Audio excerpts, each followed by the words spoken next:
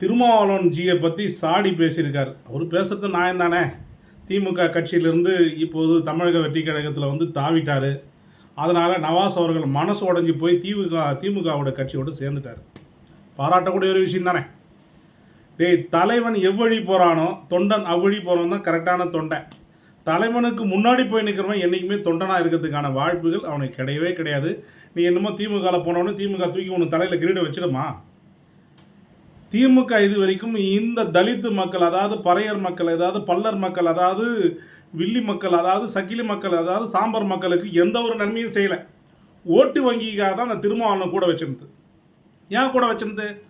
அடியாளுக்கு பாமகவை எதிர்த்து என்ன கூட இரு, ஓட்டு வங்கியாக எனக்கு இருன்னு சொன்னவனையும் என்ன பண்ணிட்டாரு, விஜய் கட்சி ஆரம்பித்தவனையும் திருமாவளவன் என்னடா இவர் எப்போ பார்த்தாலும் போய் திமுக கூடவே ஒட்டுணி மாதிரி ஒட்டிக்கினே இருக்காரு, இவர் நமக்கேற்ற தலைவராக இருக்க மாட்டார் பொழுதுன்னு இப்போ பாமக கட்சியில் வந்த பல்லர் கம்யூனிட்டியிலேருந்து, வன்னியர் கம்யூனிட்டிலேருந்து, இருளர் கம்யூனிட்டிலேருந்து, சக்கிலி கம்யூனிட்டிலேருந்து, பறையர் கம்யூனிட்டி வரைக்கும் ஒரு கட்டுக்கமைப்பாக இருந்தாங்க.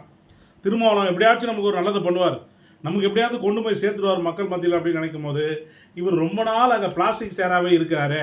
இது வேலைக்காவது மக்கள் கேட்ட கேள்வியை தங்க தலைவர் திருமாவளவன் செந்தமை தலைவன் கேட்டு உணர்ந்துட்டார்.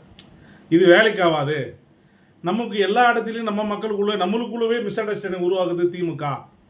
இப்படி காலப்போக்கில் போனால் நாளைக்கு நம்ம மக்கள் நம்ம மேலேயே தப்பான எண்ணங்கள் உருவாயிடும்ன்ற ஒரே எண்ணத்துக்காக தமிழக வெற்றி கழகத்தினுடைய வாழ்ப்பு அமைஞ்சது. போனார், அமைச்சர் பதவி கொடுத்தாங்க. இந்த திமுக இது வரைக்கும் கூட இருந்த கூட்டணிகளுக்கு என்ன பதவி கொடுத்துருச்சு? ஒரு பதவியும் கொடுக்கல.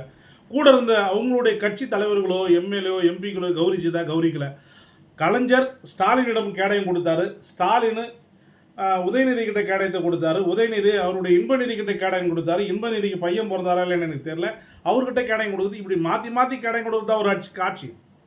மக்கள் மனசில் இடம் பிடிக்கிற தலைவர்களை கூப்பிட்டு கௌரிக்க வச்சு மக்களுக்கு என்னென்ன கஷ்டங்கள் என்னென்ன துன்பங்கள் இருக்குது அதை பார்த்து தக்க சமயத்தில் உதவி செய்கிற தலைவன் தான் நாட்டுக்கு தேவை. அப்படிப்பட்ட தொண்டனை தான் நம்ம வச்சுருக்கணும். ஓட்டு வங்கியாக கூட வச்சுக்கணும். அவன் எப்போ பார்த்தாலும் நமக்கு அடி உதவி கிடைக்கிற அடியாள் மாதிரியும் பிளாஸ்டிக் சேரை கொடுத்து மட்டம் தட்டி வச்சுருந்தா ஒரு மாபெரும் பேச்சாளர், சிறந்த ஆற்றல் படைத்த ஒரு மாபெரும் தலைவனுக்கு எவ்வளோ நாள் தான் வாழ்க்கையில் மண்டிக்கிட முடியும். ஆனாலும் நவாஸ் சொல்கிறார், சாடி பேசுகிறார். திருமாவளவன் ஒரு பச்சொண்டி, அவர் கட்சி தாவிட்டார், எனக்கு அதனால் எனக்கு ஏற்றுக்க முடியல, கொள்கை இல்லை. என்ன பெரிய கொள்கை நீ சாதிக்க போகிற? உன்னா தூக்கி ஏற்றுமா திமுக சும்மா கேடயம் கொடுத்துருமா உனக்கு? இல்லை தூக்கி உட்கார வச்சு உனக்குன்னா பெரிய பெரிய கிரீடம் கொடுத்துருமா? திமுக என்றைக்குமே ஒன்று அப்படியே பச்சை மண் தொட்டியாக வச்சுருக்க, ஒரு புடி புல்லு புண்டு கூட முளைக்காது. அவங்க பிளான் பண்ணுவாங்க, எங்கே வருமானம் வரும், எவன் நம்மளை வருமானம் தள்ளி கொடுப்பான், எந்த ஜாதி நமக்கு கை கொடுக்கும், எந்த மதம் கை கொடுக்கும், எந்த மொழி நமக்கு கை கொடுக்கும், நம்ம மொழியை நம்ம தூக்கி நிப்பாட்டணும், நம்ம ஆந்திரா மக்களை கை கொடுக்கணும் தான் போராடுது திமுக. தமிழ் மக்களுக்கு எப்போதும் குரல் கொடுக்கல. அதனால் மனசுடைஞ்சு ஒரு கட்சியை உருவாக்கப்பட்டு தமிழக வெற்றி கழகம் 2 ஆண்டில் பெரிய கொடியை நிப்பாட்டிக்குதுன்னா எப்படி பெரிய வரலாறு சிறந்த சாதனை.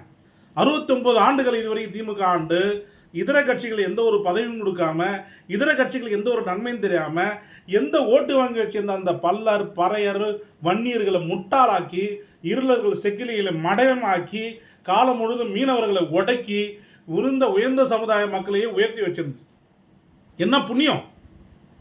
ஜாதி கொடுமைக்கு திராவிட கட்சிகளே முக்கிய பொறுப்பு.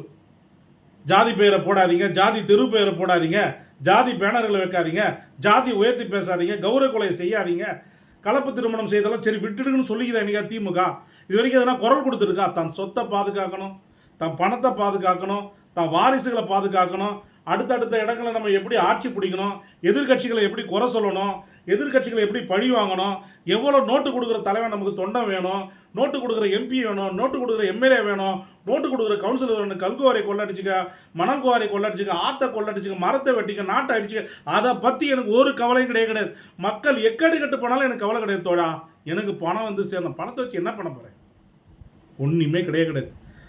கோடி கோடியாக 100 கோடி 200 கோடி சம்பாதித்த மாண்புமிகு விஜய் முதலமைச்சர், எனக்கு அந்த பணம் தேவையில்லை, அரசியலே எனக்கு பணம் தேவையில்லை, மக்களுக்கு சேவை செய்யணும் வந்துக்கிற அந்த தலைவனோடு திருமாவளவன் ஒன்று சேர்ந்த ஒன்றும் தவறு கிடையவே கிடையாது. இன்று மக்கள் பாராட்டுறாங்க. வன்னியரசு செய்கிற நன்மைகள் எல்லாம் பார்க்கும்போது இவங்களுக்கெல்லாம் பதவி கொடுத்தா நாடு நல்லா இருந்திருக்குமோ, இவங்களுக்கெல்லாம் அதிகாரம் கொடுத்தா நாடு நல்லா இருந்திருக்குமோ, இவங்களை தப்பாக நினைச்சிட்டோமே. உலகமே எப்பயும் வெட்டி மடிஞ்ச வன்னியர்களுக்கு பறையர் கூட இன்றைக்கி ஆதரவு தெரிவிக்கிறாங்க.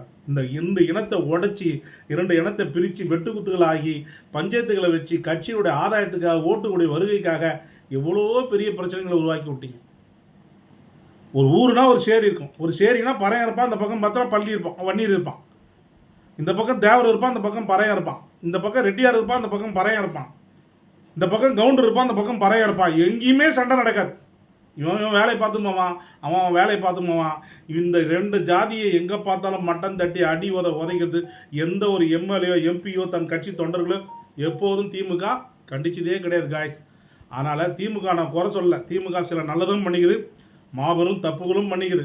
மக்களுக்கு நிவாரண நிதி கொடுக்குறேன், மாதமானா ஊக்கத்தொகை கொடுக்குறேன், மகளிர்களுக்கு தான் ஊக்கத்தொகை கொடுக்குறேன்னா இதெல்லாம் பறையர்களுக்கும் பல்லர்களுக்கும் சக்கிலிகளுக்கும் இருளர்களுக்கும் ஒதுக்கப்பட்ட காசை நிவாரண நிதி அவங்களுக்கு போய் சேராமல் அவங்கக்கிட்ட கொடுக்காம அது மூலமாக பொதுப்படியாக அவங்க சில்லறையாக பிரித்து கொடுத்துக்கிறாங்க. வேறு எதுவும் சாதிக்கலாம். சாதிச்சிருந்தா ஏன் தலைவரை தூக்கி வச்சு கொண்டாடாமல் தூக்கி போட போகிறாங்க. தமிழ் பேச்சாளர்கள், தமிழ் பற்றாளர்கள், தமிழ் மீது உணர்வு உள்ளவர்கள், வந்த தமிழ்நாட்டு மீது எண்ணம் படைத்தவர்கள், தமிழ்நாட்டினுடைய ஆதரவாளராக இருக்காங்க. இதெல்லாம் ஓகே. ஆனால் தமிழ் மண்ணின் மைந்தகுடியாக பூர்வகுடி மக்கள்களை புண்படும் மாதிரி நடத்துக்கினாங்க. அதனால தான் இவ்வளோ பெரிய பிரச்சனை காரணம்.